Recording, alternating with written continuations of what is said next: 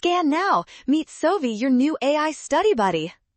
Photosynthesis raids can be tricky, but we will solve this fast. Let's find which light change boosts net productivity the most using this graph.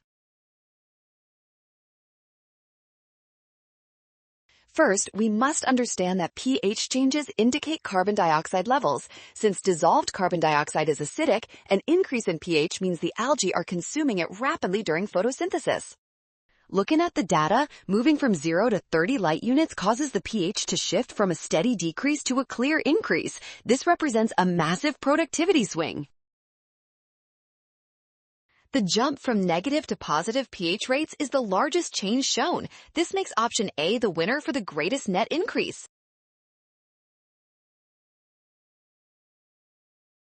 Well done! Scan the code. You can learn better with Sovi. Watch signs carefully. Trust given data to avoid a rush during the exam.